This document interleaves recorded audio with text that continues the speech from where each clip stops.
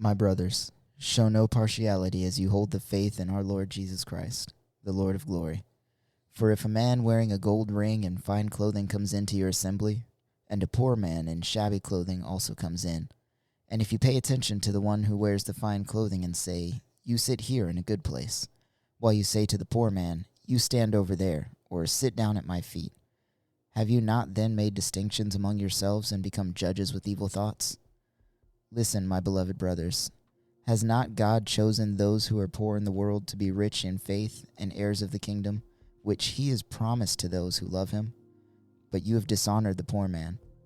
Are not the rich the ones who oppress you, and the ones who drag you into court? Are they not the ones who blaspheme the honorable name by which you were called? If you really fulfill the royal law according to the scripture, you shall love your neighbor as yourself, you are doing well. But if you show partiality, you are committing sin and are convicted by the law as transgressors. For whoever keeps the law but fails in one point has become guilty of all of it. For he who said, "Do not commit adultery," also said, "Do not murder." If you do not commit adultery, but do murder, you have become a transgressor of the law. So speak and so act as those who are to be judged under the law of liberty. For judgment is without mercy to one who has shown no mercy. Mercy triumphs over judgment. I'm Chris. And I'm Tim. And this is a Deconstruction series. Welcome to the Always More podcast, where we believe there's always more room at the table for honest questions, meaningful conversations, and deeper understanding.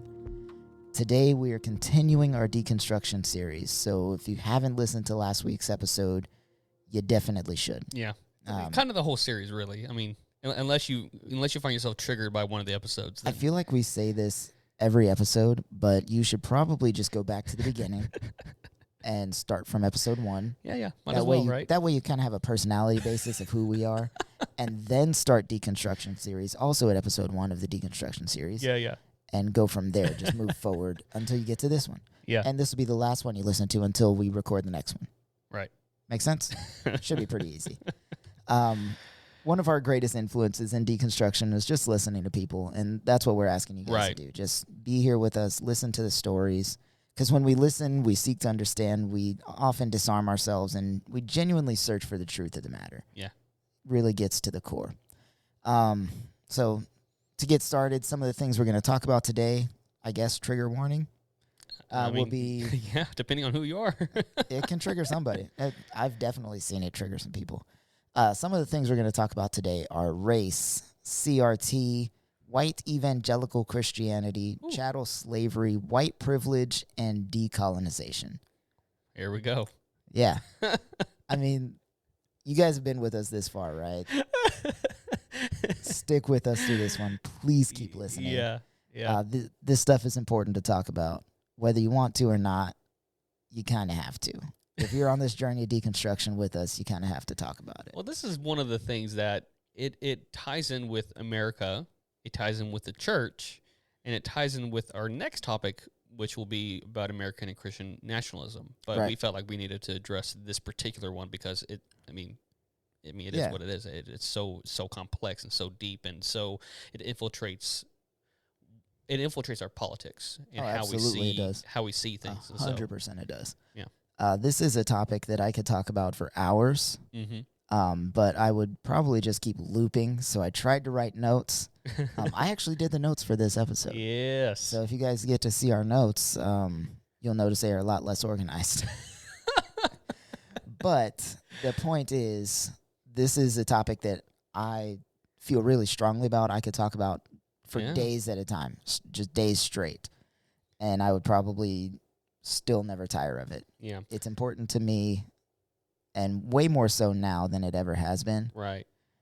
But I felt we needed to talk about this. Yeah. And if you don't mind, I'd like to say something on that. Just that was on purpose, Chris, doing this. Not just because, obviously, he is black and because he is, this means so much to him, but because regarding this subject matter, or any matter where there's a minority or a marginalized group, we need more voices from those groups and not from those who are not marginalized. Yeah. And so you'll still hear from me from this episode, but we did this on purpose because I do believe that, especially through my own journey, I've come to where I am today because I chose to listen more instead of speak more. Right. And that's hard for me to do because I love to speak. Oh, we know. We know. But this is going to be good, man. I'm really excited. Yeah. All right. Let's actually just jump into this. You are the statistician of the two of us. So all right. let me get some stats from you, Tim. What do we got? All right. So I didn't go full in here, but according to pewforum.org, 76% of evangelical Protestants are white, 11% are Latinx, 6% are black, 2% are Asian, and 5% or other are mixed. That's a lot of white people. That's a lot of white people. Yeah. There is a video that I'm going to share in the show notes if you guys want to take a look at it, but it kind of dives in more into this, onto why white Christians vote Republican and why black Christians usually vote Democrat. And it's a very interesting video. I don't know if you've seen that one I'm talking about, but it talks about a little bit about the history and everything about it. But I've seen a lot of videos like that. There's no telling if it's the one you're talking about. But the reason why this stat is so revealing is because it shows, one, that black people, I think, are purposely no longer associating with this particular brand of Christianity. Yeah. And that's a good thing. And it's telling to how votes have laid out in the past few elections. So yeah, it's a interesting, and it's a very telling statistic. It is. All right, so another study. This is something that I found the other day, and I thought was worthy of bringing up, because this will come up when we talk about Black Lives Matter and protesting and all this stuff. A study from the National Registry of Exonerations states that black people are 7 times more likely than white people to be convicted of murder. Furthermore, they are 3.5 times more likely to be convicted of sexual assault and 12 times more likely to be convicted of drug crimes. Now, here's where this gets even more interesting. In a following study updated during this month from the National Registry of Exonerations, black people are more likely to be exonerated than any other racial group by far. Which means that they are more likely to be arrested, but then proven innocent. Correct. And released with no issue. They are being arrested because of stigmas and because of assumptions and because of white supremacy and because of systemic racism. Yeah. That's what it kind of boils down to. Yeah. There's like 17 different documentaries on Netflix right now about this particular situation of people being arrested, being in jail for years, decades. Right. And then all of a sudden they're exonerated and released like, oh, sorry we ruined your life. Here's a little bit of money. Yeah. Go have fun. Yeah. And sometimes they don't even get the money. They're just released and everybody's like, yeah, move on with your life. Right. I've seen, oh man, I can't remember the guy's name, but he was recently released from prison for a murder that he did not do. Oh, I know what you're talking about. And they were just like, all right, go. Yeah. I was like, well, can I get some help reestablishing my life? No. Right. There was another young guy that was arrested and thrown in Rikers for stealing a backpack that he didn't even steal. For 3 years he was in jail, never got a trial.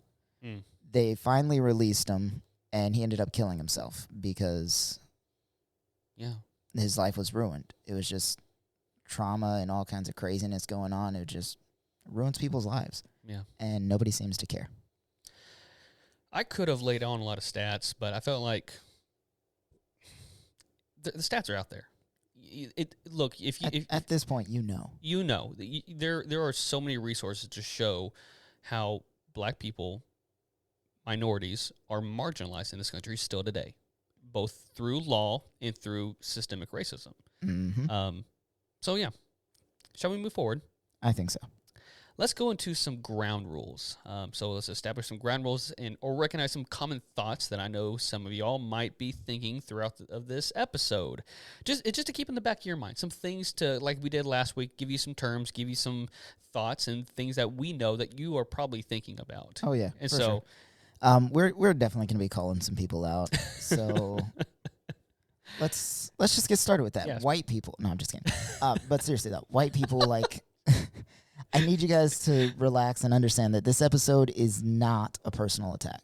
We're not coming after you just because you're white. I don't hate you for being white. I don't blame you directly for anything your ancestors did. I'm not saying that slavery was all your fault. Don't shut down just because you feel like what I'm saying is slightly offensive to you. I'm offering you a teachable moment. You can shut down, or you can pay attention and possibly learn something. Come on. It's an opportunity to learn. That's all this is. If you don't like what I have to say by the end of it, roll on with your life. But I would suggest listening and trying to take some of this information in. Black people, because like I said, we're calling everybody up. Black people, this is a very touchy subject, I know. And I only recently started connecting back to the culture. So if I'm wrong about something, please let me know. But do me a favor, don't attack people in our comments, in our notes, or whatever you have. This is a learning experience for everyone. Some people don't respond well to learning new information, and attacking people who are just trying to process things isn't going to help. Nope. If you want to be a guide, by all means, please do that. We need more voices from this culture to be able to guide white people towards what they need to learn, or even other black people that didn't know, like myself. We need more guidance, not more attacks on these people. So just kind of keep that in mind while we're going through that. Fair enough. Okay, so when it comes to deconstruction, one of the things you'll hear a lot about is decolonization. But what is decolonization? Is it trying to tear down America? Yes. Let's talk about it. Why is it important? By the dictionary's definition, it is the action or process of a state withdrawing from a former colony, leaving it independent. Or, according to Eric Ritzkes, yeah. I think. He is the editor of Decolonization and Ingenuity, Education, and Society. He says decolonization refers to writing back against the ongoing colonialism and colonial mentalities that permeate all institutions and systems of government. Or in simpler deconstruction terms, it means unlearning the colonizers' version of what we've been taught about our religion. It's pretty simple. It's pretty it's unpacking. It's tearing apart what we have learned. Yeah. And as we will kind of talk about later too, there's a lot of history that is rather wrong or has been ignored. Yeah. And so the process of decolonization is relearning, or I should say learning for the first time, accurate history and what and how we got to where we are today. They always say history is written by the winners. So decolonization, much like CRT, is just learning the actual history, not the shining example history. Yeah. And I mean, granted, and this is the point, is that, like Chris says, it's through the victors. And so we've had 200 years of history being taught to, granted through individual states, individual school districts, whatever, but it's like propaganda. It's to enlighten the United States. And in doing so, you don't want to make it look like it's a bad guy. And so now we are in the point in our culture to where, like, okay, well, maybe we need to bring up some of these bad things. And that's good. We need to address those things. And because a lot of those things still impact us today. So, yeah. Decolonize, people. There you go. Let's talk about some terms. Chris, would you like to... Wait, am I doing this one? Am I doing terms? I mean, I can do it if you want me to do all the terms. I'll do the terms. Do the terms, man. I'll do the terms. All right, so we're going to learn a few terms today. Starting with POC. That is people of color. Basically, anybody that is not Anglo-Saxon, European white descent or white passing, like 100% white passing. Not like I'm slightly white passing, but like white passing. If you look like Tim, you're not a POC. No. BIPOC, which basically is POC, but it's specifically Black and Indigenous people of color, BIPOC.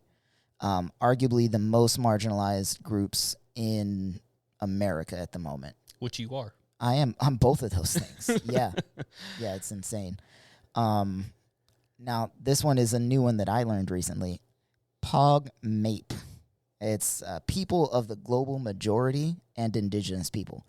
Basically, it's BIPOC, but globally, not just Right. in America. It's not just Native Americans. Yeah, It's 'cause indigenous. White people are actually surprised to learn a lot of times that they are not the majority globally. Oh, yeah. Yeah, for sure. Yeah, I think it's like 30-something% of the globe is white. Well, when you consider the Asian population and just even the size of Africa, there's tons of countries in there. South America, all of it. Like the indigenous people throughout the world, white people are not the majority. So another way that black people have been taking that term back, minority, is they're saying people of the global majority instead of minorities in America. Gotcha. That's a fun thing. One of my favorite terms, colonizer. Come on. Which is a white person, colonizer. White people that are still profiting off of POC and have no regard for the humanity of those POC. Yeah. It's also an insult or a derogatory term mainly used against white people, racists or white racists specifically. It can be used in response to anyone attempting to marginalize or insult POCs.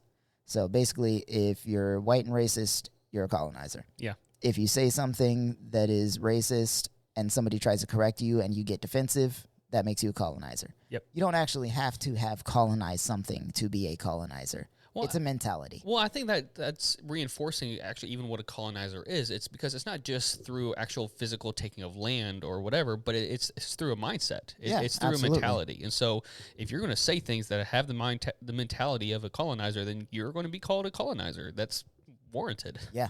One of my favorite TikTokers, Modern Warrior, calls people colonizer all the time. I love him. They always come at him. They're like, "Whoa, this, and this. If you're Native American and you don't like white people, that makes you racist." And his response is just, "Hey, colonizer." He's so chill about it. It's It's gonna make him mad. It's so great. That's like my favorite thing. All right. Next term would be microaggressions, which would be a statement, action, or incident regarded as an instance of indirect, subtle, or unintentional discrimination against members of a marginalized group, such as a racial or ethnic minority. This is big. So microaggressions can range from like very, very subtle things like, all the way up to like unintentionally crossing the street when you see a black person coming, saying things like, "Oh, she's pretty for a black girl." Like, those are all microaggressions. You may mean them as compliments, but they are definitely microaggressions. Yeah. And mind you, this is things that aren't just like, from what I've observed, these aren't things that are coming from people on the left saying about people on the right. No, like white people, all white people that still, are aware and recognize white supremacy and white privilege, they recognize that, like myself, we do these things every once in a while. Like, that's the point, is that we try to catch ourselves from doing them over and over again, because we've been brought up in a society that has ingrained in us to do those kind of things, like walk across the street or to lock your car door when you see someone pass by. It's one of those things that's ingrained in us, and so we are unlearning these things. Truthfully, one of my favorite things in the world to do is when I see white people walking by my car, I lock my doors. And you'll always see them like look back like, "Oh my God, why would you do that?" And then they have to like, in their head, they're like, "Wait, why am I mad? What's going on? What's happening?" Like you can see them like computing, see the gears turning. It's always so great. It's my favorite thing. Sometimes if I see white people coming, I'll unlock my doors when they're far away. And as I get closer, I'll lock them again. It's so fun. Try it. If you're a person of color, try that. Please. It's so fun. Oh, that's good stuff. Let me have you take the rest of those. Okay. And next term is prejudice. It's preconceived opinion that is not based on reason or actual experience. Pretty self-explanatory there. Yeah. It's being ingrained into a train of thought, and that is your prejudice towards another person, good or bad. Mm-hmm. Next one, racism, which is prejudice, discrimination, or antagonism directed against a person or people on the basis of their membership in a particular racial or ethnic group. Typically, one that is a minority or marginalized or prejudice plus power. Yeah. So racism, just a little inbox here. Some people say that black people cannot be racist because racism requires power. Oh, yeah. You have to have power in order to be a racist. You can be prejudiced as a black person, Yeah. And but you can't be racist. You can as have a hate black for person. people, but yeah. Yeah. I'm still not sure how I feel about that as a statement, but it makes sense if you're following like strictly the definitions of those words. Yeah. It makes sense to me. Yeah. Well, even if that is, even if, I'm not saying that is, but even if it were incorrect, as a white person who is aware that coming from a place of power, or given power, privilege, I'm not going to be offended if someone, says that about me, or I'm not going. I'm going to stay out of it. Basically, what I'm saying, like, I'm not going to get in the way of saying, can a black person be racist? Because to me, they've been in the oppressed state for so long that I'm like, you know what? That's not for me to decide. Yeah. So Fair enough. for all you white people out there, just trying to call these guys racist, just please stop. Which leads us to systemic racism, a term that refers to a form of racism that is embedded in the laws and regulations of a society or an organization. It manifests as discrimination in areas such as criminal justice, employment, housing, healthcare, education, and political representation. Even people that say systemic racism doesn't exist know what systemic racism is. Right. They just choose to ignore it. Yeah. Guys, this has been shown in so many stats. Because there's a certain person that I'm going to just stop calling him by name. There's a certain person who will repeatedly say, "Show me the law, and we'll tear down that law." It's like sometimes the law doesn't deliberately say, "Hey, we're going to do this to black people because to keep them from voting." It's not going to say that. People aren't that dumb. Well, they're not. They're going to try to get it passed. So what we have to look at is kind of look at your actions. Is why are you doing?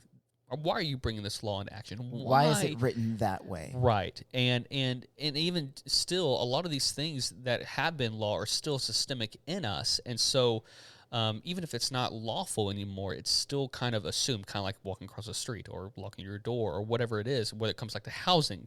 Like there are videos out there, I can't remember, it was like a year or two ago, where it was an actual study where people went in, white people and black people, to go get houses checked out, and the realtors showed them different housing. They had the same levels of income, same levels of education, same job, same location, right. Moving from the same area. Yeah. It was just the only difference was the race. Yeah. I remember that. And depending on if they were white or black, if they were black, they would be showing a lesser wealthy neighborhood. If they were white, they'd be showing them the nice neighborhoods. Also, there was another one where this family was selling their house, and they listed it for like $400,000, but they were getting offers like $300,000, $350,000, $325,000.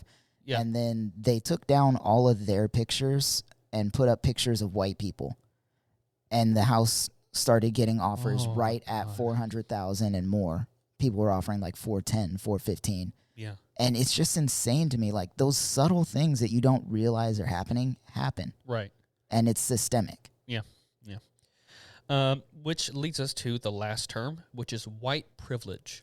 Ooh. White privilege, or white skin privilege, is the societal privilege that benefits white people over non-white people in some societies, particularly if they are otherwise under the same social, political, or economic circumstances. I have white privilege, and that doesn't mean I'm a horrible human being. No, it does not. It means I benefit from years of oppressive people. Yeah.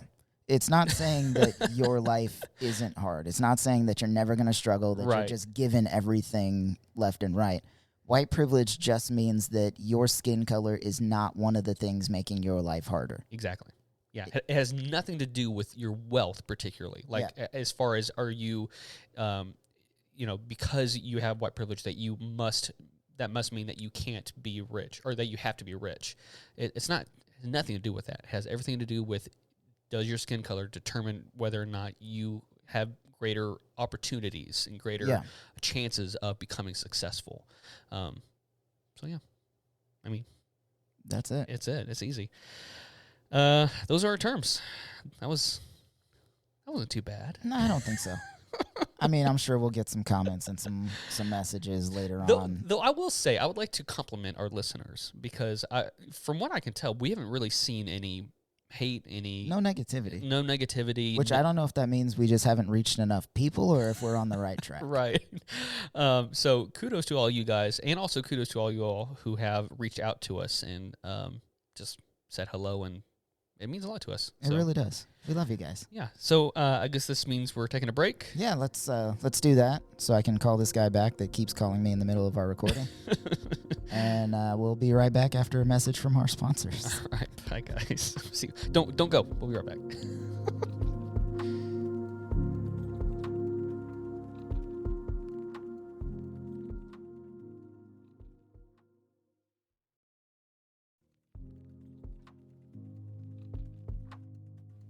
All right, everybody. We are back. Back. You know, I was going to change up that advertisement because it's like super chipper and super like, hey, everybody, Tim here, and, you know, all that. And There's still time. We can do that like right now. We can do it after this. All right, I'll see if I can get it If in. you notice that the advertisement isn't the one from last week's episode, then we made that change. If it is the one from last week's episode, we got lazy. Don't call me lazy. I got to edit this thing later. All right, fine. We didn't get lazy. We ran out of time. How about that? All right, guys, we are moving along into our main segment about race and about the black experience. Is that a It is, yeah. It's your experience? It's my experience, which is a very multifaceted experience, I guess. It is indeed. Because for those of you who don't know, I am Honduran, which is Black Latino. Yep. So Afro-Latino. I am Native American, and I am white, mostly Irish, but white. Yeah. And that is just like an oversimplification of all of my racial inclusions. Like I did my DNA test, and it's like all over the place. Like Yeah. It's insane.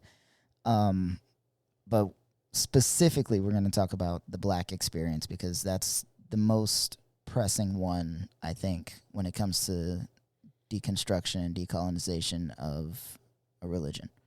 Well, especially in America, because as I mentioned before, I wish I had that stat in front of me, but it was around, I believe, 90% of black Christians voted for Democrats.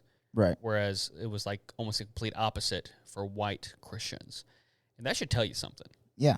That should tell you something. Yeah. So I'm sure my stats are a little wrong there, but it's really high. We'll figure that out in a little bit. Let's just jump in because that's basically how you have to handle this. Just jump in. Deconstruction. Just jump in. That's all it is. Racism, as I put in my notes, is difficult to define because people don't want to talk about it. Systemic racism can go unnoticed by white people because they're not looking for it. The reality is, though, that white people have benefited from systemic racism. That's just the truth of the matter. There's no two ways about it. Right. That's it. And if we are to move forward to a more inclusive and just society, we must work to understand and recognize the racism that POG and AIP, again, that's people of the global majority and indigenous people, face every day, and the enormous, unwarranted benefits of white privilege. It's insane how something that people fight so hard to ignore helps them. Right. Yeah. You. Because, you know, you. No, not that you fight to ignore it, but No, I know what you meant. it helps you. Truthfully, it helps me too because I'm very white passing. I don't have to deal with a lot of the issues that some people of color do. Yeah, it's. I mean, and that's just also, I think, another added complexity to it because there are a lot of people who are mixed and they have that not problem. What's the word I'm looking for? Just that extra layer of complexity to all because, as I'm sure you are treated differently to those who have a darker complexion. I am, and so that has its own layers to it, and so. Yeah. Which I don't know if that's what you're talking about later. I'll talk about it later, yeah, for sure. Okay. Systemic racism unfairly elevates white people over everyone else. It influences how I'm just going to say POGMAPE, I like the way that sounds. It's a fun word. Pogmape, are treated by the justice system, but it can also affect housing, education, healthcare, hiring processes, many other aspects of their lives, like every other aspect of their lives. Systemic racism is not always obvious, although it certainly can be. Jim Crow laws were one of the most obvious examples back in the 50s and previous to that, up to the 60s.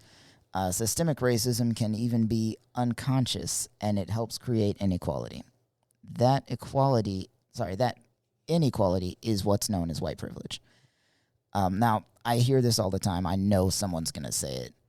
I worked hard for everything I got. Like, I struggled too. I don't have white privilege. Where's my white privilege card? I hear that like at least once a week because I like to fight on Facebook. It's my favorite thing.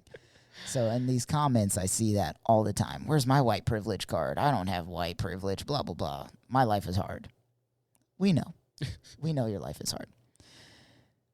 It's not that, like I said earlier, it doesn't mean that your life isn't hard. It doesn't mean you don't struggle. It just means that the color of your skin is not one of the things making your life harder. Yep. Like, if a black person puts on a suit and goes to the bank, they're still going to look at every aspect of that black person's life. If a white person puts on a suit and goes to the bank, they could be from the same neighborhood, live right next door, make the same amount of money, do the same job, been arrested for the same things, doesn't matter. That white person is going to be given a lot more positive assumption because they're a white person in a suit. Yeah. That's just how it is. That's white privilege right there. Doesn't matter if your life was hard up to that point. At any given moment, your life is not harder because of the color of your skin. Yeah. That's all it is.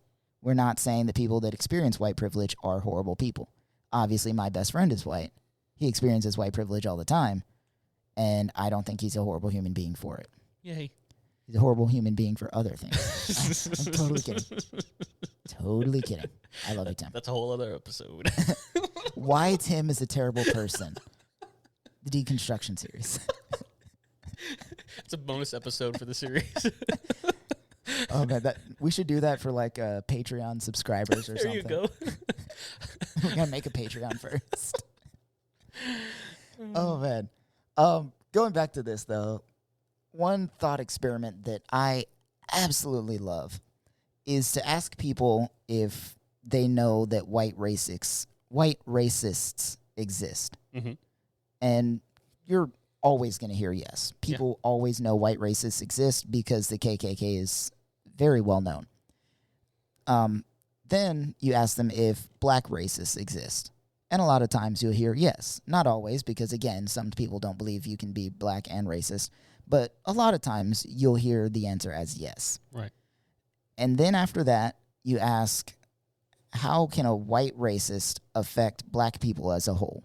And you'll hear things like, oh, well, policing and governmental laws and housing and hiring practices, the crack epidemic of the 80s, medicine, even in medicine, like, one white doctor can treat a whole host of black people very differently from white people. Yeah. Ruin a lot of things. Yeah. So you'll hear a lot of those things listed out. And then ask, how can a black racist affect white people as a whole? That's where that power concept, that mindset comes into play. You'll usually hear a lot of silence. Yeah. It's not very easy for a racist black person to affect white people as a whole, but it is extremely easy for a white racist to affect black people as a whole. Yeah. It's that whole power dynamic. And with this, we're not talking about like, hey, one black guy was mean to you one time, or you didn't get a job because the hiring manager was black and he hired another black guy instead of you. That's just you. That's not systemic. Yeah. I'm talking about systemic rules that affect an entire group of people, an entire demographic. And this is evident, again, in government, policing, economics, and most important to this series in particular, the church. Straight up. That's basically what we're talking about here. The main trigger point for my deconstruction was racial inequality. Yeah. And how it was treated in the church. So just to give a little bit of background on my story. And again, I'm only going to speak on the black part of my story because that's the most prevalent in America. I am also Native, and that's very hard for a lot of Natives, but I don't have a lot of knowledge or connection to my Native side, which I am working on fixing. But for right now, I've been reconnecting to my black side, so we're going to focus on that. Yeah. So growing up, I was never expressly forbidden from exploring my black side, but I was never really encouraged to do that either. And being surrounded by white people in my church and my whole life, basically, I grew up with a lot of microaggressions and subtle racism that I didn't understand. I grew up very, very suburbs, suburban, I guess you would say. When I was a real little kid, we lived on the hood side of Killeen for a little bit, but pretty quickly we moved to a nice little suburban area, a retirement neighborhood type thing. Yeah. Most of my neighbors were old people. I think there were like 4 or 5 families in my neighborhood with kids, and we all played in the yard and rode bikes all day long and played football, all that kind of stuff. GoldenEye, which you still don't want to see me in. But I grew up with a very white experience, truthfully. Mm-hmm. So there were a lot of things that I didn't understand about being black because of that. Right. I also had a lot of light skin privilege. So even when people knew that I wasn't white, I was still treated better than some of my black friends because light skin privilege is also a real thing. Like you get more privilege the whiter you get. Right. It's a weird concept. So that was one of those things that growing up, I just thought, black people that complained about racism and stuff were just lazy. They were mad for no reason. All kinds of dumb ideas that I had because of how I grew up. I didn't realize how problematic my own view on race was until basically I was an adult. Like it took that long to figure stuff out because, we live in Killeen. It's a very diverse area. It's a military town, and a lot of military discrimination is actually based on rank, not on color or race or anything like that. So it took me a really long time to kind of click that this stuff was happening all over the place. I remember the first time I was ever called the N-word, which, again, I do say as a black person. I don't overuse it, but I say it every now and then because I'm allowed to. But I remember the first time I was ever called the N-word, I was in kindergarten. And Jesus. Yeah, right? Like, looking back, there's a lot of stuff that was problematic for my life.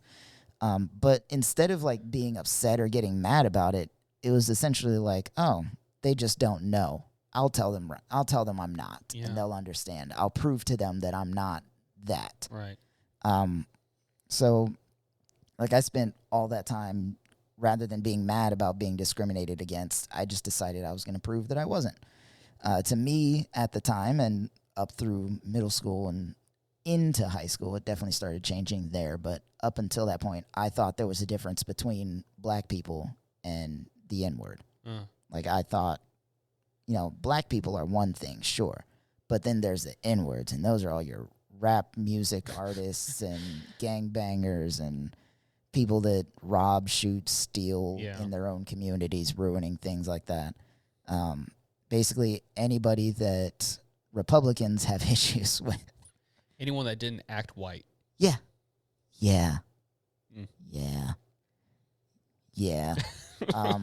That's another thing that bothers me, conflating intelligence with whiteness. I used to do it. And now that I see how problematic it is, I like to speak out against that. So black people that are intelligent are not acting white. Yes. I mean, that's what people say. It's like, oh, you're an Oreo. You're black on the outside, white on the inside. That's a microaggression. Oh, yeah. That's a very problematic microaggression.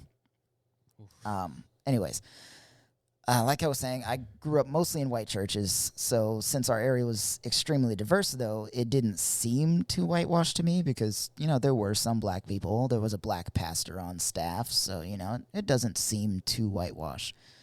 But it definitely was. With the exception of country music, I basically was raised in white culture. I was inundated with whiteness. Wait, are you saying other than country music? So you're not. I do not listen to country music. Okay, we're good. We're good. Yeah. There's like I'm there's kidding. like all you 3 guys out there. songs that I like that are country songs. Yeah. And then that one intro by Shania Twain. Let's go, girls. That one. I'm not even a girl, and that one, like, anytime I hear that, I just get pumped. Yeah. I'm ready to go. Sorry for any of you guys. I was just kidding. It's just a joke. I wasn't. Yeah, so in high school, like I said, I started to expand my horizons, and in college, I really started to embrace that half of me. And then after college, it just, like, took off. I started soaring with it. Somewhere between Trayvon Martin's murder and Colin Kaepernick kneeling, I found myself starting to view the world through less than rose-colored lenses and more like the lens of racial inequality and systemic oppression. Yeah. Seeing how people that I grew up with and respected all my life, when I said, hey, Colin Kaepernick has the right to kneel, that sudden switch in their head that went from, oh, I've known Chris his entire life, to, oh, he's just another one of those black people protesting. Like, seeing how fast that switched really broke me for the church. And I think that's where my deconstruction really started, was when Black Lives Matter came out. That's when I started, I guess you could say, when I got radicalized. It's what a lot of people say. When were you radicalized? Well, when you told me that black people didn't matter. Yeah. That's when it happened. I remember it happening very suddenly. All my worldview shifted. I started listening to other people's personal stories rather than the opinions of people that had no experience with systemic racism. I had a few minor experiences myself, and again, even though I am more privileged than some people of color, I am also not white enough to avoid all issues. I was pulled over in Nolanville one time. Cop came up to the window. I was speeding. I think I was doing like 10 over by accident, because there's a speed trap in Nolanville where it goes from 40 to 30 back to 40 for a little bit. Mm-hmm. So I hit the 30 spot, didn't see the sign because it's behind a tree, got pulled over, and the cop pulled his gun the second he got out of his car. I had my window down so I could just hand him my stuff. The second he got out of his car, pulled his gun out. No questions asked, didn't say anything, didn't know who I was, just pulled his gun out. And I've never seen that happen to white people. Yeah. They always approach, knock on the window, hey, how's it going? You know I pulled you over. This guy just walks up, gun in hand, license and registration. So I'm freaking out, like shaking, handing him my stuff. Interaction goes fine. Like, he doesn't point the gun at me. There's no yelling or anything. But this is right after Trayvon Martin and George Floyd and all of these people are being murdered. Philando Castile. I also have a gun in my car because we live in Texas and you can do that. Yeah. So I don't know. Is he going to like shoot me and then find my gun, put it on my body and say I tried to shoot him first? Like, you never know. So this interaction really freaked me out. I had a panic attack later that day. I couldn't work for the rest of the day. And this was like at the start of my work day. So I called out for the rest of the day. Minor interactions like that. And I say minor because a lot of people get killed in situations like that. Sorry. This is a really touchy topic for me. I'm trying to get through this without becoming overly emotional. But because I am more privileged than others, I started listening to those that have had real experiences like that. People who have had their homes invaded for no reason. Yeah. People that have been held at gunpoint by police officers for nonviolent crimes. People that were not doing anything and thrown in jail for days, weeks, until a trial came, and then they were just let off scot-free, like nothing happened. It was rough. And truthfully, I don't know if I'm seeing it now more because it's getting worse, or if it's just because my eyes are open to it now. But I've been seeing a lot more injustice happening in our world when it comes to POC. I've been to several protests about it. I've marched, I've walked, I've protested, I've made signs, I've called in to public office, I've donated to charities for those kinds of things.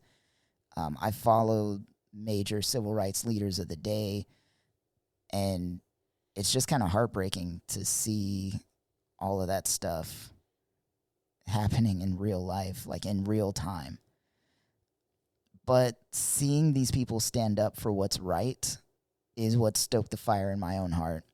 And I've personally been a very vocal advocate for human rights and civil rights since then. That's what's been my biggest thing. Not just because I'm mad at the church and I want to leave and I want to sin or anything like that, but because I want to fight for what's right as hard as I can. And if my church isn't going to back me on that, I can't plant myself there. I need to follow the movement. That's all it is. So that's my story on this. I think that's all I've got for a second. I need to collect myself if you could. Yeah. If you can say something. Well, thank you for sharing that. I know that's something that you when we started this series and when we thought about it, we obviously wanted to talk about this subject. And I know that you've been, I mean, you're not shy to share things on your social media, but it's also just when you kind of reveal your whole story. And if you're not watching this, if you're just listening, you can see it on Chris. Just it's a hard thing because it's something that's affected you. It's something that's affected your family. It's affected people you love and care about. And it is a betrayal when the people that know you, who've seen you grow up, suddenly switch and start not just judging, but assuming the worst out of you because you're looking at things differently. Even worse than that, when they start attacking you. Yeah. Like, if you just think, oh, Chris is doing this, I'm just going to write him off. That's one thing. But when you come out of the woodwork, like, you don't talk to me, you don't comment on my stuff. We're just friends on Facebook because I knew you at one point in my life. And then you just start attacking me on my own posts that have nothing to do with you. Yeah. That's another thing entirely. Like, why are you doing this? Why are you like that? Yeah. I'm just sharing an experience I had. These are personal experiences that I've had, not some story I saw on Facebook and thought was fun to share. Like, these are things I have experienced. Right. And you're going to sit here and tell me that, no, you're wrong. It doesn't happen. It's not because of this. It's not because of that. You just were in the wrong place at the wrong time. It has nothing to do with this. Like, why? Yeah. That's what I don't understand. Why do you feel the need to assert some imaginary power that you have over me to silence me from telling my story? What does it benefit you to do that? Yeah. I think there's also a fear in losing, consciously or subconsciously, of losing said power, losing said privilege. That's really what it comes down to. When you're used to privilege, equality seems like an attack. Yeah. Janelle says that all the time. That's good. That's something we say in our household to remind Tyler, to tell our friends, like, when you're used to privilege, equality feels like an attack. Yeah. If you don't mind me sharing just a quick second, from my perspective, and this will be very, very short, I promise. I grew up in the South, like, my whole life. I lived in Buffalo, Texas, a small little East Texas town. Lived in Georgia for a year, then lived in Beaumont, Texas, lived here in Killeen. And growing up, my family has a long history. And so I was told things about slavery, about racism that are individual level, like, hey, they're individuals, but, whatever. Or even about slavery itself, like, well, not all cannot believe that to come out of my mouth. Well, not all slaveholders were bad against their slaves, or they were not all, some of them were really nice.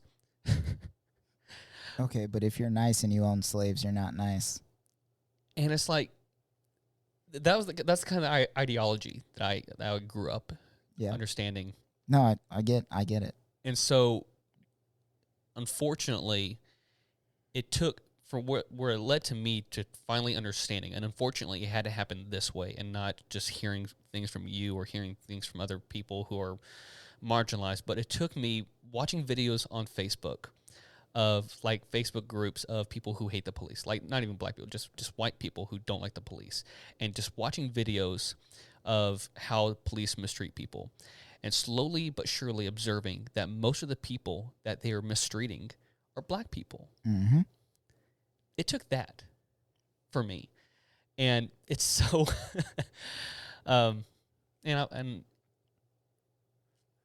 so that's where, you know, when it comes to Chris's story, it pisses me off because I was that kind of person. Maybe not to such a hateful degree, obviously, because you're my best friend, but a lot of it was just dismissive at the very beginning. But very quickly, as I chose to listen and to observe and to hear and to trust that you and other people in my life were not exaggerating, but just to set aside that defensiveness. Yeah. That's when it became very evident to me of all these things: white privilege, supremacy. Yeah, if you can look at something like this objectively without putting yourself into the story, the facts are right there. Yeah. Oh, yeah. Yeah. Like, the thing you'll notice on those videos is the people that are mistreated are more often than not minorities. Yeah. The people that the heroes of those videos, the ones that like know the law and stand up to the police, those are typically white people because they can. Yes. Black people will be murdered for a lot less. Yeah. So we don't take that risk. Like, I know what I can say. I know what I can do to get out of something. Right. But I don't take that risk because who's to say that that cop isn't just going to be like, you know what? You're resisting arrest and punch me in my throat. I'm not a big dude. If a cop decides to kneel on my neck, it will not take 9 minutes for me to die. Yeah. And I can't take that risk. I've got a family. Yeah. Yeah, it was so, and we shared a little bit with the church episode, but when Chris, you weren't working at the church at that time, but I was last year around all the protests, and it was so disheartening to see so many churches rather go completely on the other side, like argue against it, or just be silent. The silence is what really kills me. Yeah. Because if you're going to take a stand, like, I get it. You're standing for what you believe, even if you're misguided. Right. But when you're silent, you're making a decision to say these things could be true or could be false, and I'm not going to throw my hat in because it's not worth it. Yeah. Excuse me, sorry. It's not worth it. And where that comes from, and from personal experience, a lot of that comes from, a lot of the silence too comes from fear from oppressive white men who are leaders in the church, from being fired from them. That's what it was for me. And I've said this to Chris, and I've apologized since, but I wasn't brave enough to say anything until someone else on staff said something, because I was afraid I was going to get fired for it. Because this person, even with his, oh man, you know what? That's not worth any more time. No. Yeah. The point is that we're making here is, in the world, black people and Native Americans and Latino people and Asian people, minorities in America, which not for long, hopefully, but right, minorities in America are constantly mistreated. And the church is supposed to be the shining beacon, the example, the person who stands in the gap for the marginalized. One of my daughter's favorite scriptures, my daughter is 2 years old, and I still read the Bible with her, and I show her scriptures. We have magnets on our fridge that have different scriptures. Her favorite one is, defend the weak and the fatherless, uphold the cause of the poor and oppressed. She's 2 years old, and every time I read that, she goes, oppressed.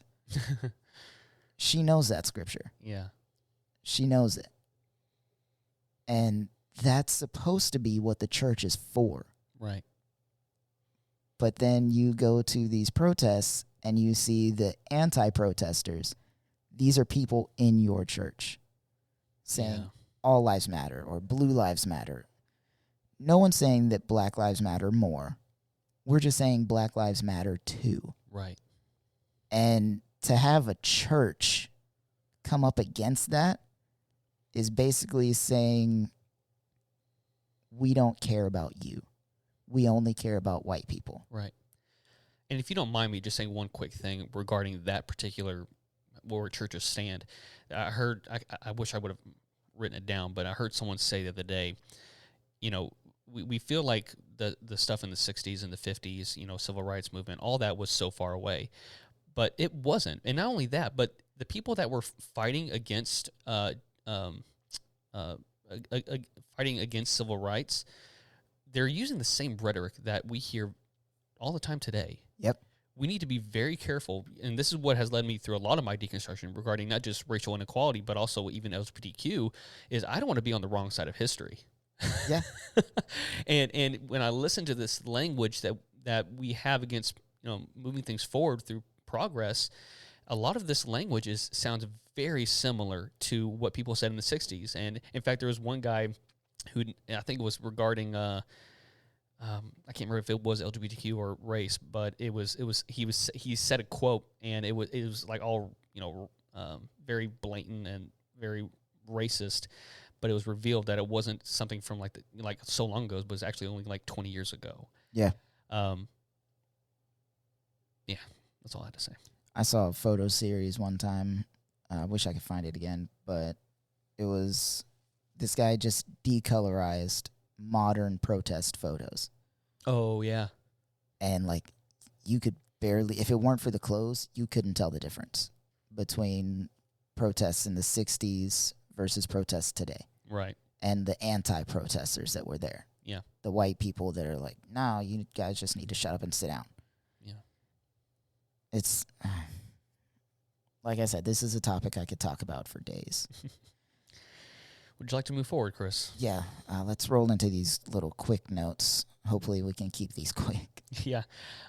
So just regarding religion and race, there's some things to keep in mind talking about, because there's assumptions of things like when it comes to race and religion, and like, for example, you know, this comes back down to colonization, is that America, or it is up to us as European colonizers to spread the gospel, which has led to colonization, or has been an excuse anyways for it. Yeah, for sure.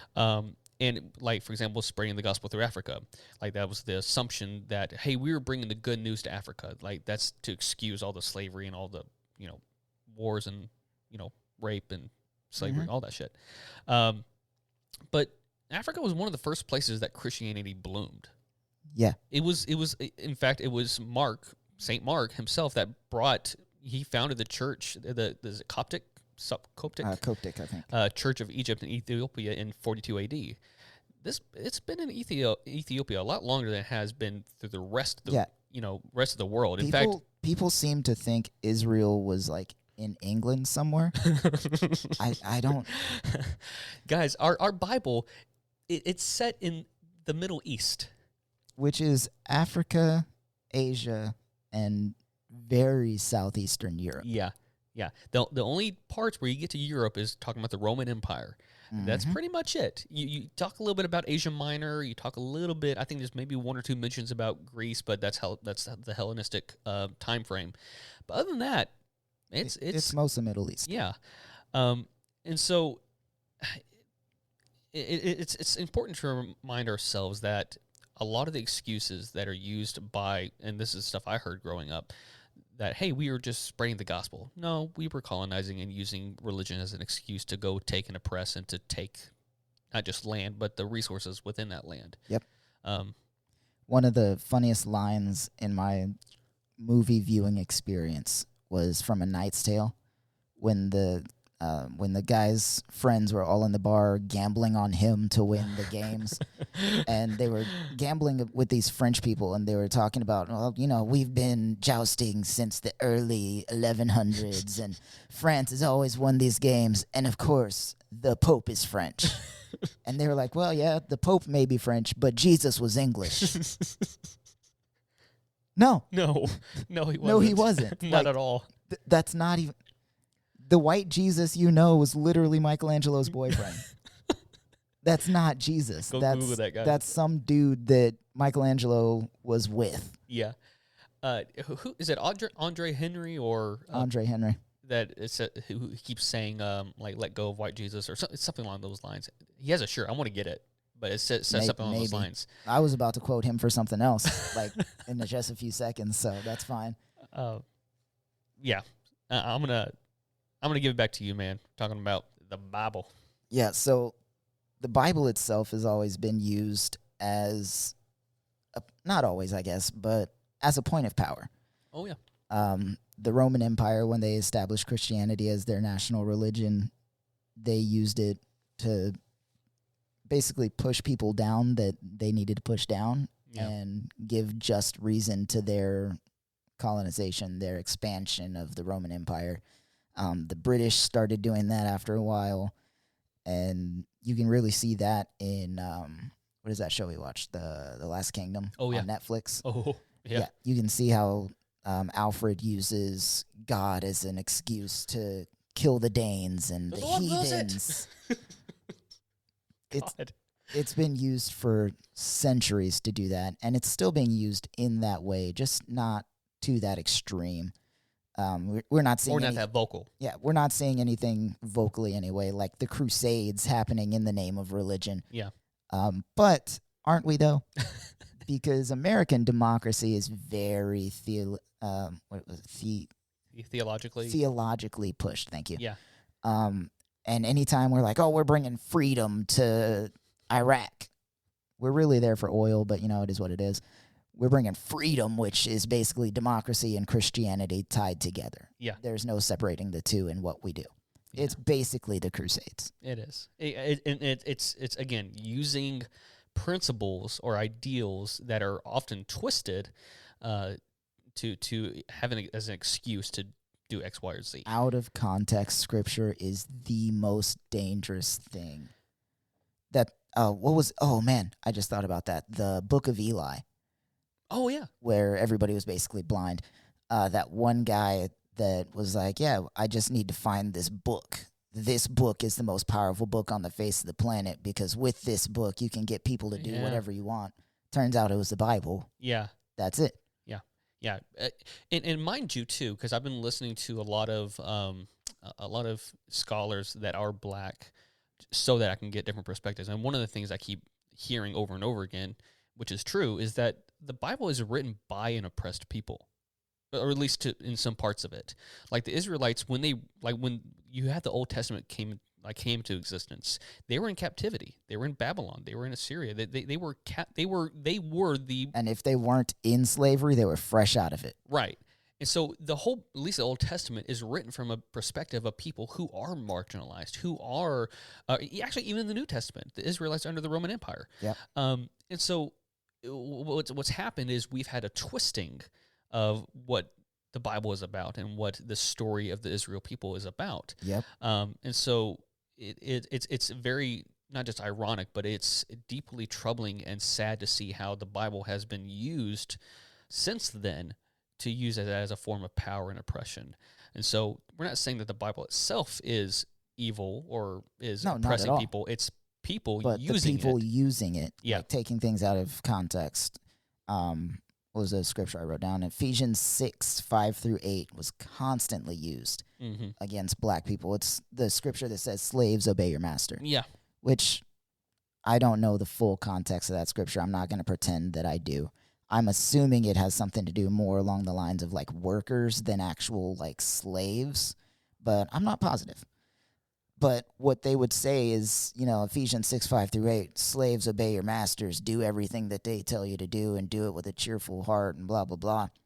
They never really read verse 9, though. Come on. Which was about how masters should treat their slaves with respect and not get angry at them and not attack them. And yeah.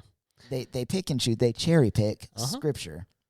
And that is the worst way you could read scripture. Well, it's almost like law, like in general, like a lot of people assume that written laws are very clear. And that's why we have on our iTunes, whenever you get an update, it asks you to sign the agreement thing. And why it's so long is because they have been doing more and more trying to make it super clear. In the Bible, it's not a law. Like, it's not a law book. It's not a, like, hey, this is exactly how you should do this. Because even if it is treating your slaves well, what does treat your slaves well mean? What's the definition of that? And so people in the 17th, or excuse me, the 19th century, treating their slaves with, like, only giving them one meal a day, that is treating them well. Or you know what I'm saying? Like, they would use these different definitions of treat your slaves well. And so my point in saying all this is that, you know, we had this whole Bible episode, but the Bible can be, I don't know if I want to get into it or not. Get into it. We got time. The Bible is not clear on a lot of these things. And that's the point of being progressive. And I'm not saying being progressive just for the sake of being progressive. But when it comes to religion, when it comes to Christianity, when it comes to the Bible, there are many things that are not mentioned in the Bible. There's some principles and some ideas that you kind of come across, but this passage alone was used by people for hundreds of years, if not thousands of years, to excuse slavery. And to excuse, even if in the past 50 years or so, to excuse segregation, to excuse not allowing people to marry each other because of their skin color differences. And so my point is that either way, I'm not a huge fan of using the Bible to defend my point anymore, for or against anything. Yeah. Because it's, again, as I mentioned in the Bible episode, it was written in an ancient language by an ancient people in an ancient setting. And they had so many different meanings and contexts to what they were saying. So even if what Chris was saying was about just treating your servants right, that's still not how it was used for thousands of years. Mm-hmm. Anyways, I'm done. Tangent done. The Bible is great, but it should not be the basis for all morality. Right. Yeah. Because it was written by people, interpreted by more people, translated by even more people. Yeah. And things can get lost in translation. Well, it's like the whole dating thing we talked about last episode. It's like dating is not mentioned in the Bible because they didn't date in the Bible. So how do you guide yourself through that? How do you you really can't. You can cherry pick some scripture that says, it has nothing to do with actual dating. And so, all right, tangent done. More or less, right? The other note that I wrote down here is that rich white slave owners in America were almost always active members of their church. They would beat their slaves one day and be in church praying and worshiping God the next. Yep. Like, the kinds of things that happen in churches don't always happen during church. Right. It's the people of the church that are doing the oppressive things, that Yep. are doing the evil things, that are allowing things to happen, because not every person in the church owns slaves. Yeah. A lot of times you'll hear the argument, well, my ancestors never owned slaves. Well, they were poor. Yeah. Well, If they had money, they may or may not have. That's irrelevant. It Yeah. doesn't matter. Your ancestors were also fighting for the Confederate States, yeah. which means they were fighting for slavery. It's very interesting because when you bring up things like with Nazi Germany, I'm not saying that all people in Germany were Nazis, but there were communities and towns where they, like, I just finished rewatching Band of Brothers, and in one of the episodes they find a what do you call it? A camp. Concentration camp? Thank you, that's the word. And it's right next to a town, and they started asking the villagers, like, how'd you not know about this? And of course you know, because you could smell it from the town. They knew. They were just as responsible for what was going on around them. Not saying that they could have done that much about it, but the point is that you can't use ignorance or use you can't use that as an excuse. One of my favorite lines from Boondock Saints, which not a children's movie, but great movie, is we must all fear evil men. But there is another kind of evil that we must fear most, and that's the indifference of good men. Ooh, that's good. So whether you are an active racist or if you're just sitting on the sidelines not being an anti-racist, you're participating in racism. Yeah. You're doing a racism. Yeah. Let's move on. To get to the next point, the Bible was used to oppress natives and Latinx people and pretty much everybody throughout history. And you can see that in like the missionary work that the Spanish did in Mexico and South America. Manifest Destiny in the U.S., Oof. all that kind of craziness. Oof. All of that was gospel and Yeah. biblically enforced, all kinds of crazy stuff like that. One of the specific instances you can see historically is like the ESV version of the Bible, the English Standard Version versus the Revised Standard Version. White evangelicals clung to the ESV because it oppressed women and minorities. I believe it's the ESV. I might be wrong. I might be getting mixed up. I didn't write which was which. I don't read either of those versions. I'm pretty sure it's the ESV. But it oppressed women and minorities more. So there was a verse where it says to treat your spouse this way, to submit to your spouse. And it's referring to deacons of male or female gender, doesn't matter. Yeah. To submit to your spouse. But then I'm pretty sure it's the ESV version says wives submit to your husbands instead of deacons submit to your spouses. It's a very specific gendered version for no reason whatsoever. And things like that get changed in the Bible all the time. Yeah. Whether it's for gender or for race or I think like one version says servants obey your managers or whatever it is. Masters, thank you. I lost the word for a second. It's like servants obey your masters and masters treat your workers well or something like that. But then in the King James Version, it says slaves obey your masters because slavery was a thing back then. Yeah. So that's how those things happen. And it's like we said earlier, it's just being used in the worst way. Yeah. The best thing in the world, the thing that's supposed to be the most redeeming light in creation is used in the darkest way. Right. It's rough. It is indeed. Moving on to modern day churches and their role in this. Like I said earlier, one of my biggest tipping points for deconstruction was white evangelical opposition to Black Lives Matter. Yeah.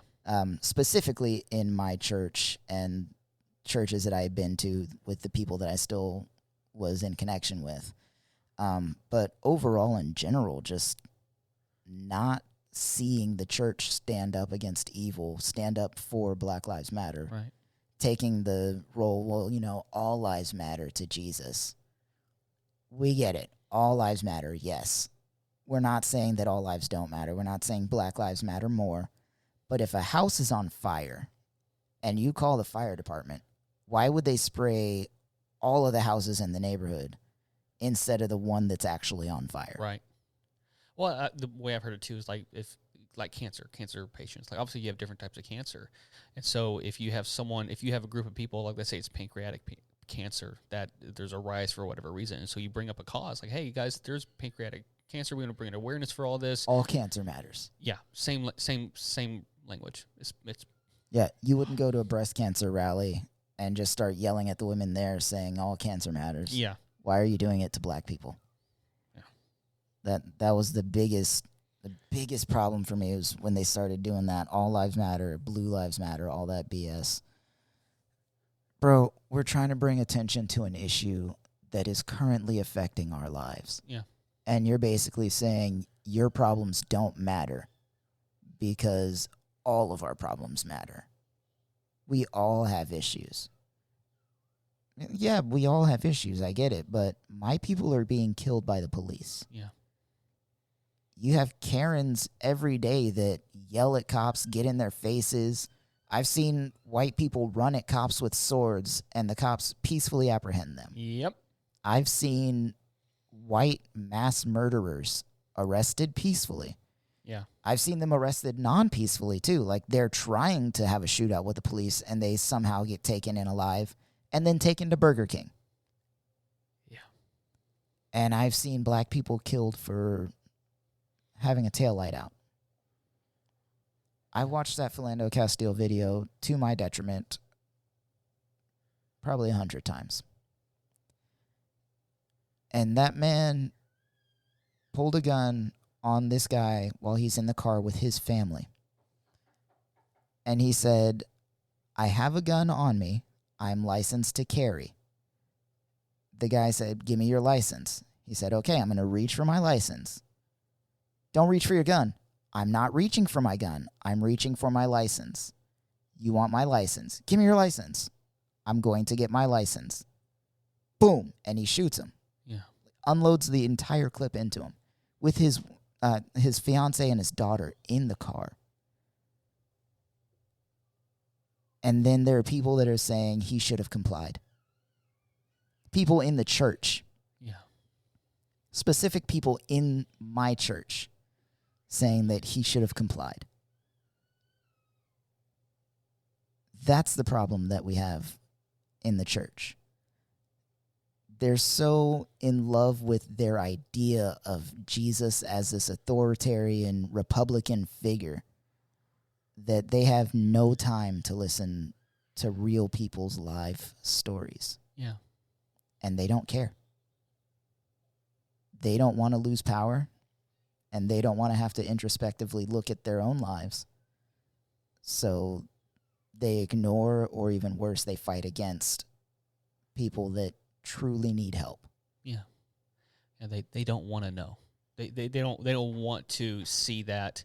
They don't want to see that darkness. They don't want to believe it because they've been fed, and I'll just call it out. Fox News, other right-wing news media outlets, they don't show those kind of videos.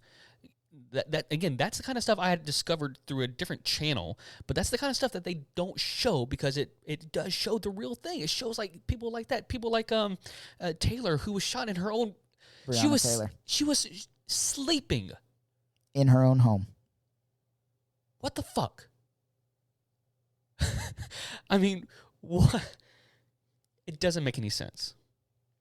It is, and we're going to get to this in this next episode regarding nationalism, but at this point in the game, you're choosing to either be ignorant or you're choosing to dismiss real evidence, real stats, real stories. Yep. That's what it is. We're in a place in time where there's no room for complacency. You are either a racist or an anti-racist. Yeah. If you're not fighting racism, you're participating in it. Yeah. Of all the things, and this is the last thing I think we should wrap up here because I don't want to even say anything that I had else written down. Of all the things that Christians should be behind, of all the things, like with abortion, like I can sort of get it. They want to defend life. Cool. I get that. Misguided, but I get it. Yeah. This is real people that has no political agenda to defend people who are marginalized, who are oppressed, who are actually literally being killed at a higher rate than any other people group. This is a perfect opportunity for the church, for Christians to be standing up behind. And there are definitely some people out there. We're not saying all Christians are all churches. Opportunists, though. True.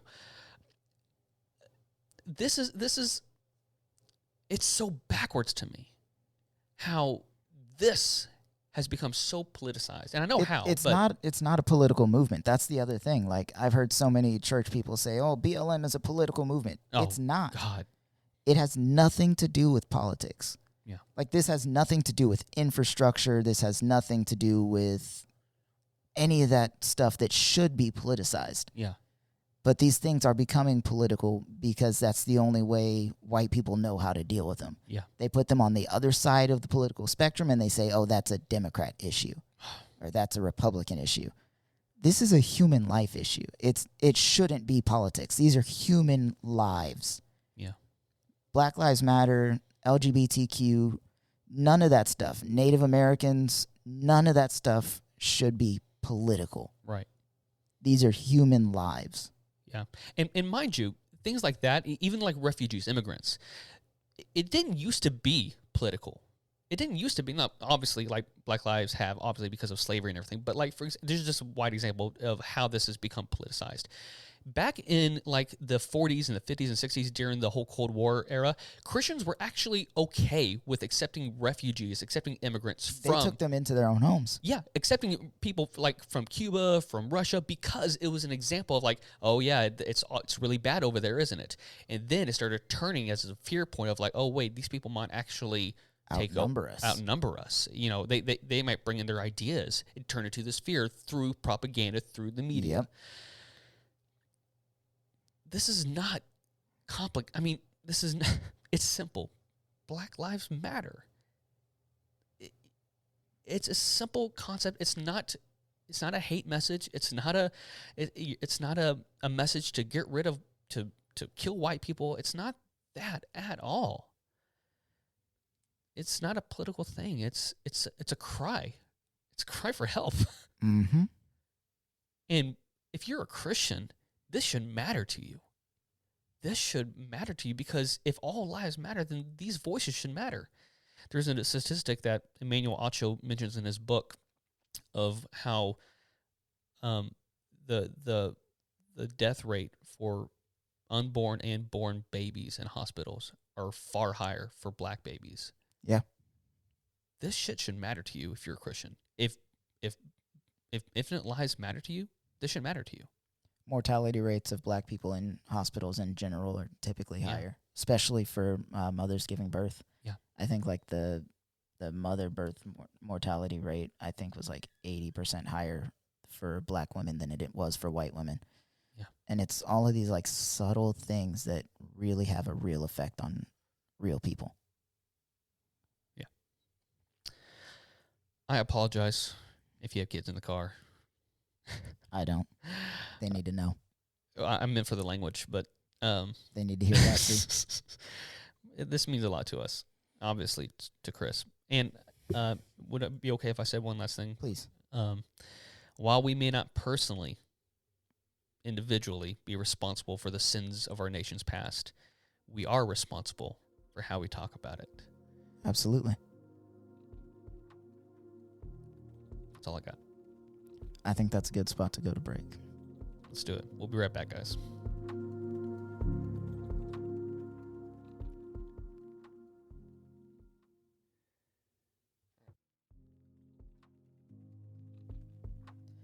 Welcome back. Ooh. So, I would like to apologize and then at the same time tell you to shove it with that apology. Just because I'm very passionate about this topic. Yeah. It took a long time for me to finally find that connection, and I'll be damned if I let anybody cut that cord for me. Right. I'm here for the long haul. I'm fighting for what's right. And if there's one thing you know about me, it's when I take up a cause, I'll go until the day I die. Yeah. I'm not dropping that cause. No. The same thing with last week's episode. People are dying. These are real people dying. Yeah. Like actually dying because some people refuse to let go of power. Yeah. That's all it is. I'll say this, and I'm going to probably get some hate for it, but I don't care anymore. I'll love you for it. It's astounding, and rightfully so. I'm not saying this is a bad thing. It's astounding how in August when we were leaving Afghanistan, how the right side, the community of people, became outraged at the 13 people who were killed, the soldiers who were killed, as they should be. It's horrible. What happened. You should be mad at that. You should be mad at that.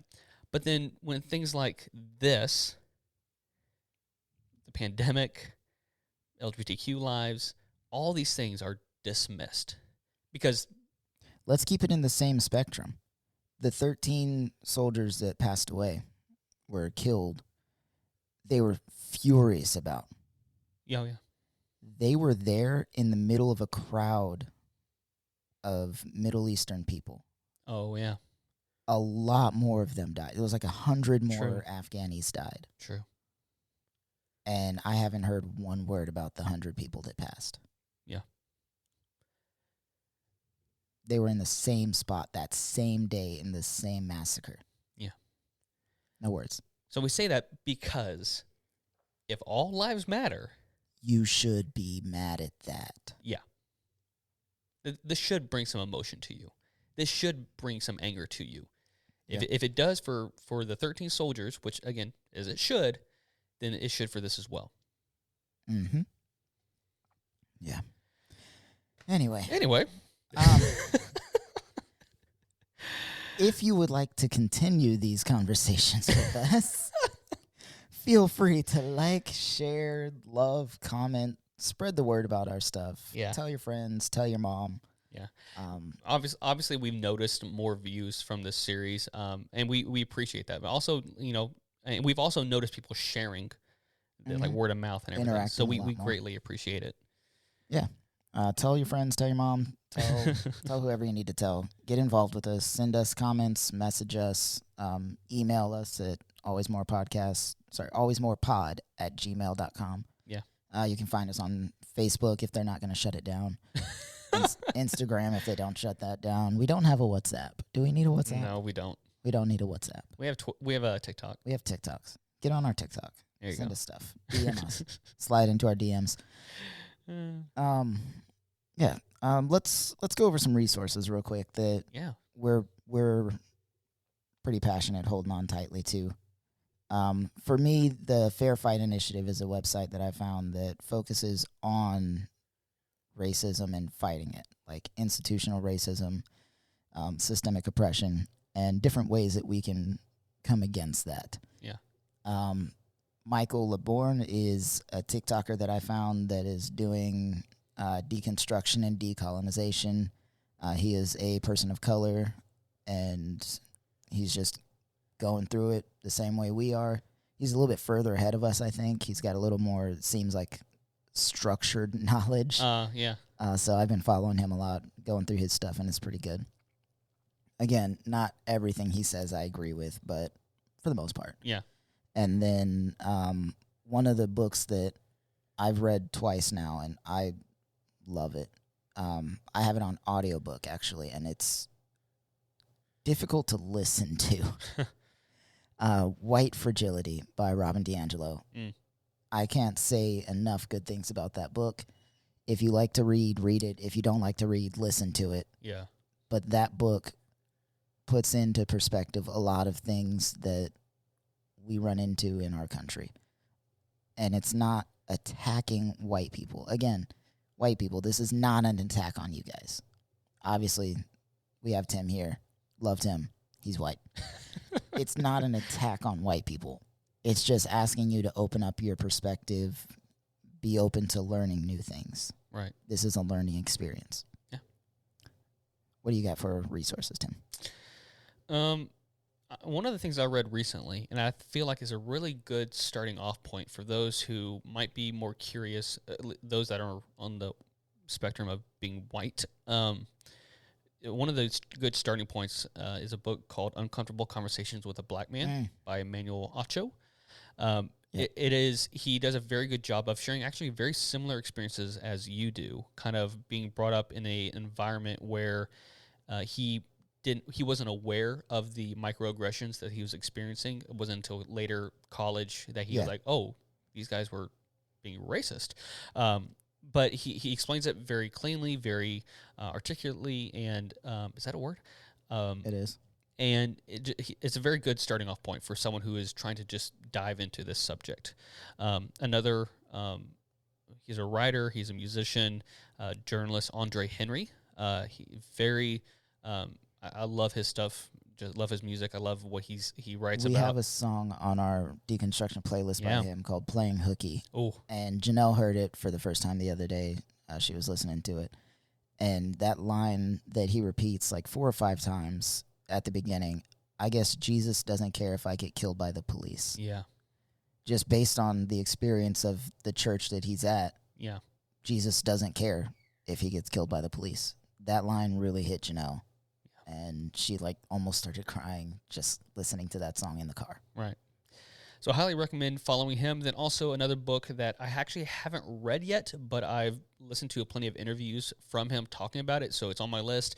But if you want to come at this from a Christian angle, from a church angle, it's called Trouble I've Seen by Drew Hart. And it talks about how the church has perpetuated perpetuated. Thank you, and allowed racism and all these things to thrive. And so, highly recommend. Yeah. So check that stuff out. Let us know what you think about it. If you have read that book before we get to it, let us know. Give us some honest reviews. Tell us about it, how you feel about it. Now, as per usual, we like to end this on a positive note because our podcast is called There Is Always More Than This. Yeah. The thing about race is that it's obviously a very touchy subject. People get offended by the very mention of racism, but it's important to remember that just like every topic we've done so far in our deconstruction series, it's not a simple binary. Racism can be subtle. Not every person who participates in racism is an overt racist. And being white doesn't automatically make someone evil. You don't have to be a card-carrying member of the Klan to take part in white supremacy. And just because you do take part in white supremacy doesn't mean that you intended to do so. Just like misgendering someone, when someone calls out something as racist, the best thing to do is use it as a learning experience rather than taking offense and fighting back.